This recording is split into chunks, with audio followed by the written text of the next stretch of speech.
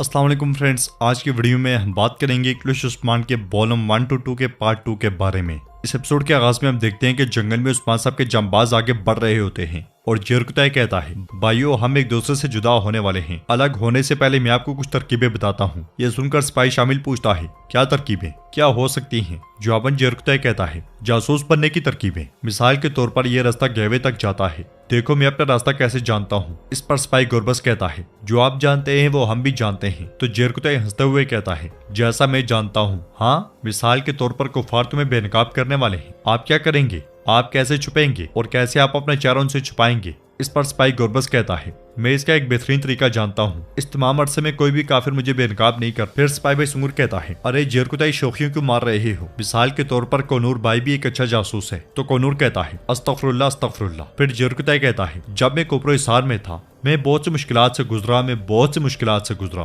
लेकिन मैं नहीं रुका। इसके साथ ही सिपाही बेसुंगुर साथियों को अपने अपने रास्ते जाने का कह देता है और वो सब बड़ी खामोशी के साथ अपना अपना रास्ता ले लेते हैं। मगर हर चीज से लाइल्म जरकुतै अपनी शोखियां मारते हुए आगे बढ़ता ही जाता है और कहता है, क्योंकि जरकुतै नहीं रुकता। वो ना गोल में लोफ के सामने हुलिया बदल कर गया, मगर किसी को बनक तक नहीं लगी। जरकुतै से बहुत कुछ सीखना चाहिए तुम लोगों को, बहुत कुछ। इसके साथ ही जरकुतै को एहसास होता है कि पीछे बिल्कुल खामोशी है और जब वो पलट कर देखता है तो कोई भी उसके पीछे नहीं होता। ये देखकर जरकुतै कहता है, जरकुतै मैं भी किससे बात कर रहा हूँ, चलो चलता हूँ। ये कहते साथ ही जरकुतै भी आगे बढ़ जाता है। उधर हम देखते हैं कि उस्मान साहब अपने बेटों के साथ घोड़ों पर सवार सफर कर रहे होते हैं और वो तीनों आगे बढ़ते ही जाते हैं। इसके बाद हम यानी शहर में देखते हैं कि अलजन उस्मान के साथ आगे बढ़ रही होती है और दाखिली रास्ते की जानिब देखकर कहती है, अभी तक कोई खबर नहीं आई, इंतजार कितना मुश्किल है। तो अस्मा पूछती है, जरकुतै अल्प की फिक्र है? हाँ। इस पर अलजन हाँ में सारी लाती है। तो अस्मा कहती है, परेशान ना हो, खौफ ना खाओ, वो 2 तलवारें चलाता है, उसे कुछ नहीं होगा। इसके साथ ही अलजन की अम्मा का रबीया खातून वहां पहुंचती हैं और अलजन को खोया हुआ देखकर सीधे उसके पास आती हैं। काफी देर तक हालात का जायजा लेने के बाद रबीया खातून कहती हैं, तुम किसकी मुंतजिर हो बेटी? तो खोई हुई अलजन कहती है, जर को। मगर जैसे ही उसकी नजर रबीया खातून पर पड़ती है तो वो एकदम से कहती है, अम्मा आप, मैं किसी की मुंतजिर नहीं हूँ, सिपाही जंग पर गए हैं ना? तो रबीया खातून कहती हैं, अगर तुम किसी की मुंतजिर नहीं हो तो दरवाजे से क्यों झांक रही हो? जवाबन अलजन कहती है, अम्मा वैसे ही जंग का माहौल है ना, तो मुझे सिपाहियों की फिक्र थी। ये सुनकर रबीया खातून पूछती हैं, क्या तुम किसी से मोहब्बत करती हो? जवाबन अलजन कहती है, नहीं, मेरे दिल में कोई नहीं है। इस पर रबीया खातून कहती हैं, क्या तुम्हें इस बात का यकीन है? तो अलजन हांफते कांपते हुए कहती है, अम्मा अरे अम्मा। इससे पहले कोई मजीद कुछ बोलती बाला खातून, मलून खातून और आयशा खातून वहां पहुंचती हैं। उन्हें देखते साथ ही अलजन की जान में जान आती है और वो कहती है, वो आगे। ये कहते साथ ही वो खुशामदीद कहते हुए उनकी जानिब बढ़ती है और दिल में कहती है, आपने मुझे बचा लिया। फिर बालातून पूछती है, अलजन क्या उस्मान साहब की तरफ से कोई खबर है? जवाबन अलजन कहती है, नहीं, हम भी इंतजार कर रहे हैं। आपने क्या किया, किला ले लिया? जवाबन मलून खातून कहती है, हाँ ले लिया। क्या तुम्हें शक है अलजन? जवाबन अलजन कहती है, अस्तगफिरुल्लाह अस्तगफिरुल्लाह। फिर रबीया खातून कहती हैं, माशाल्लाह खातून माशाल्लाह, अगर मैं बूढ़ी ना होती तो तुम्हारे साथ कुफार को तबाह करने के लिए जाती। यह सुनकर खातून हंसना शुरू हो जाती हैं और आयशा खातून कहती हैं, रुकें रबीया खातून रुकें, अभी भी आप इतनी जवान हैं कि तलवार उठा सकें। इस पर रबीया खातून आयशा खातून का शुक्रिया अदा करती हैं। इसी लम्हे वहां पे एक सिपाही आता है और कहता है, उस्मान साहब की तरफ से खबर लाया हूँ, वो सब ठीक है, हम फाते हैं। यह सुनकर खातून बहुत खुश होती हैं। सिपाही मजीद कहता है, उस्मान साहब ने सरदारान को आज शाम इफ्तार पर मदू किया है, वो चाहते हैं कि मैं आप तक यह खबर पहुंचाऊं। ये कहते साथ ही सिपाही चला जाता है और खातून अल्लाह का शुक्र अदा करती हैं। अलजन कहती है, आज शाम की दावत? आज शाम? सरदार दावत? अल्लाह, मैं इतने कम वक्त में इतना खाना कैसे पकाऊंगी? भागो अस्मा भागो। ये कहते साथ ही अलजन अस्मा के साथ वहां से भाग जाती है, जबकि खातून बालाई मंजिल की जानिब चली जाती हैं। उधर उस्मान साहब अलाउद्दीन और रुहान के साथ सफर करते करते पहाड़ों के सामने जा पहुंचते हैं और कहते हैं, बेटा तुम मुतजस्सिस होगे कि हम यहाँ पे क्यों आए हैं? अच्छी तरह देखो, ये अवदान की पहाड़ियां हैं, अगर तुम इस रास्ते पर चलोगे तो कोपरो हिसार पहुंचोगे। फिर दूसरी जानिब इशारा करते हुए कहते हैं, अगर तुम इस तरफ चलोगे तो किजल हिसार में कुफार तुम्हारे मुंतजर होंगे। सिपाहियों के मुताबिक ये पहाड़ियां हिसारों और किलों से भरी पड़ी हैं। यह सुनकर अलाउद्दीन कहता है, तो आपके कहने का मतलब है कि हमारे सामने बहुत से रुकावटें हैं जनाब। इस पर रुहान कहता है, रुकावटें नहीं, सरदार कह रहे हैं कि अभी भी बहुत से फतोहात बाकी हैं भाई। रुहान की बात सुनकर उस्मान साहब के चेहरे पर मुस्कुराहट आ जाती है और रुहान मजीद कहता है, जब हम स्कूरा किलो को फतह कर लेंगे तो एजदिन की तरफ 2 रास्ते खुल जाएंगे। और रुहान की बात सुनकर अलाउद्दीन कहता है, तो फिर हमें एजदिन की फतह से कोई नहीं रोक सकता भाई। उनकी बातें सुनकर उस्मान साहब मुस्कुरा देते हैं और पलटते हुए कहते हैं, मैं तुम्हें एक बात बताता हूँ और तुम 1000 समझ जाते हो, माशाल्लाह। हमारी मंजिल और हदफ वाज़ेह है। जब हमारे सिपाही मालूमात लेकर आएंगे तो फिर हम अपने रास्ते का इंतखाब करेंगे। इस पर दोनों सीनों पर हाथ रखते हुए कहते हैं, जैसे आपका हुक्म। इसके साथ ही वो तीनों आगे बढ़ जाते हैं। नाजरीन, इसके बाद हम सोगोत में देखते हैं कि सल्जूकी सिपाही बेंदर को जकड़कर सुल्ताना के सामने लाते हैं। सुल्ताना कहती है, फौजियों इसे छोड़ो और बैठ जाओ। ये सुनकर सल्जूकी सिपाही बाहर चले जाते हैं और सुल्ताना कहती है, मुझे तुम्हारा खत मिला बेंदर, माशाल्लाह, तुमने हर चीज खोलकर बयान की थी। चावदार के बेंदर, तुम कैसे नईमान के कुत्ते बन गए? हाँ, तुम किस तरह तुर्गुत से मगलूब हो गए? ये सुनते साथ ही बेंदर सुल्ताना के पाँव में बैठ जाता है और उनके चौगा थामते हुए कहता है, आली सल्जूक के सूरज वालदा सुल्ताना हजरत, मुझे माफ कर दें। मैंने अपने हाथों से सब कुछ उजाड़ दिया,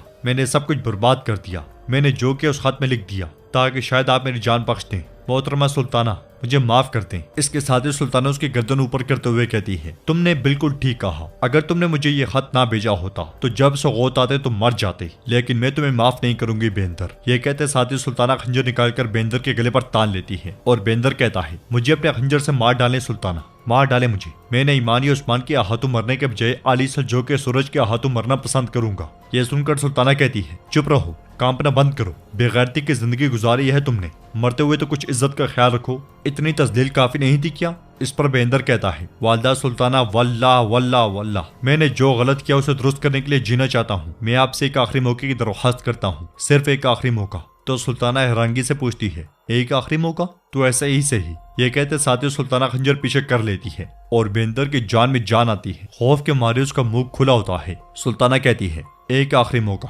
तुमने जो गंदगी फैलाई है उसे तुम ही साफ करोगे बेंदर। मरने का कहूंगी तो मरोगे, मारने का कहूंगी तो मारोगे। यह सुनकर बेंदर कहता है, जो आपका हुक्म सुल्ताना, जो आपका हुक्म। मेरी जान आप पर फिदा सुल्ताना, जैसे आप हुक्म देंगी। लेकिन नईमान कुत्ते ने मुझे देखा तो मार डालेगा, उसका क्या होगा? जवाबन सुल्ताना कहती है, तुम नईमान की फिक्र ना करो, उस्मान ने उसे गिरफ्तार कर लिया। आप जाओ और मेरी तरफ से खबर का इंतजार करो। जवाबन बेंदर कहता है, जो आपका हुक्म, जो आपका हुक्म। ये कहते साथ ही बेंदर उठकर वहां से चला जाता है। बेंदर के जाने के बाद सुल्ताना जलाली से कहती है, मेरा घोड़ा तैयार करो जलाली। चावदार के बेंदर। नाजरीन, इसके बाद हम यानी शहर के किचन में देखते हैं कि अलजन अस्मा के साथ खाना बनाने में मसरूफ होती है। इसलिए में खातून वहां आती है और खाना तैयार ना देखकर मलून खातून कहती है, अभी तक कुछ भी तैयार नहीं हुआ, अस्मा जल्दी आटा गूंदो। इसके साथ ही मलून खातून आगे बढ़कर खुद ही खाना बनाना शुरू कर देती हैं। ये देखकर अलजन कहती है, आप क्या कर रही है? तो मलून खातून कहती है, क्या करती हुई दिखाई दे रही हूँ अलजन। इसके साथ ही खातून भी उनका हाथ बटाने में लग जाती हैं और सब तेजी से काम करने में लग जाते हैं। मगर रबिया खातून अस्मा के पास जा बैठती हैं और कहती हैं, अस्मा, क्या तुम कंवारी हो? क्या तुम्हारे दिल में कोई है या फिर अलजन की तरह तुम्हारे दिल में भी कोई नहीं? ये सुनकर अलजन को बहुत गुस्सा आता है और रबिया खातून मजीद कहती है, मैं पहले अलजन की शादी करवाऊंगी और फिर तुम्हारी बारी भी आएगी। ये सुनकर आयशा खातून कहती हैं, आप हमें सलजान अम्मा की याद दिलाती हैं रबिया खातून, वो भी आप जैसी थी। जब वो किसी कंवारी को देखती तो शादी की बातें शुरू कर देती। तो रबिया खातून कहती हैं, आह सलजान खातून आह, अल्लाह जन्नत में जगह दे। ये सुनकर तमाम खातून आमीन कहती हैं। रबिया खातून मजीद कहती हैं, लेकिन खातून आपने अपना फर्ज अदा नहीं किया, यानी शहर कंवारों से बड़ा पड़ा है, लेकिन देखती जाओ मैं तुम सबकी शादी करवा दूंगी। तो मलून खातून कहती हैं, वल्लाह आपने ठीक कहा रबिया खातून, हमें ध्यान देने की जरूरत है। उनकी बातें सुनकर अलजन को बहुत गुस्सा आता है और वो कहती है, बस करें अम्मा, बस करें, काफी हो चुका है। जब से आप आई हैं हर एक का कंवारापन जांच रही हैं। तो रबिया खातून कहती हैं, मैं पूछूंगी, मैं बार बार पूछूंगी, तुम्हें क्या है? आजकल तुम्हारी जुबान कुछ ज्यादा ही चलने लगी है। मैं सबसे पहले तुम्हारी शादी करवाऊंगी। फिर रबिया खातून कहती हैं, खातून क्या तुम किसी कंवारे अच्छे इंसान को जानती हो? तो बाला खातून कहती हैं, जानती तो हैं। ये सुनते साथी अलजन एकदम से बाला खातून के पास जाती है और कहती है, नहीं नहीं। तो बाला खातून अपनी बात आगे बढ़ाते हुए कहती है, वो जंग का माहिर है, वो 2 तलवारें चलाता है। इस पर रबिया खातून कहती हैं, 2 तलवारें? अरे माशाल्लाह, क्या मैंने उसे देखा हुआ है? वो कौन है? फिर मलून खातून कहती हैं, आपने देखा है। रबिया खातून, आपने उसे देखा है? उस्मान बे के सिपाहियों में से एक जेर कुताई। भरपूर कोशिश के बावजूद अलजन की कोई नहीं सुनता और बाला खातून और मलून खातून जेर कुताई के बारे में बता देती हैं। अलजन गुस्से से अपने दांत पीस लेती है और आंखें बंद कर लेती है, जबकि रबिया खातून भी गुस्से का इजहार करते हुए कहती हैं, अच्छा तो वो पागल, क्या वो कंवारा है? लेकिन नहीं, मैं अपनी बेटी किसी पागल को नहीं दूंगी। यह सुनकर अलजन को बहुत दुख होता है और वो काम करते हुए कहती है, मेरी किस्मत खराब है। पहले सब कुछ ठीक था, सब खत्म हो गया, मैं खुश होती, अब वो पागल हो गया है। यार रब मुझे सब्र दे। आह जेर कुताई आह। ये कहते हुए अलजन रोना शुरू कर देती है, जबकि रबिया खातून उसे पुकार रही होती है। अलजन की जानिब से जवाब ना मिलने पर वो गुस्से में उसे पुकारती हैं। तो अलजन कहती है, क्या? इस पर रबिया खातून कहती है, तुम रो क्यों रही हो? यह सुनकर अलजन कहती है, मैं रो नहीं रही, प्यास। ये कहते साथ वो छुरी के साथ प्याज लगाकर दिखाती है, मगर नाजरीन अलजन सच में रो रही होती है। उधर हवेली में उस्मान साहब सिपाहियों के साथ मौजूद होते हैं और पूछते हैं, बताओ मुझे कौन से किले और कौन से हिसार हमारी फतवाहत के इंतजार कर रहे हैं। फिर उस्मान साहब आयकुत को बुलाते हैं तो आयकुत एक नक्शा उस्मान साहब के सामने बिछा देता है और कहता है, आग हिसार, इसके इर्द गिर्द तीरंदाज तैनात है। उस्मान साहब पूछते हैं,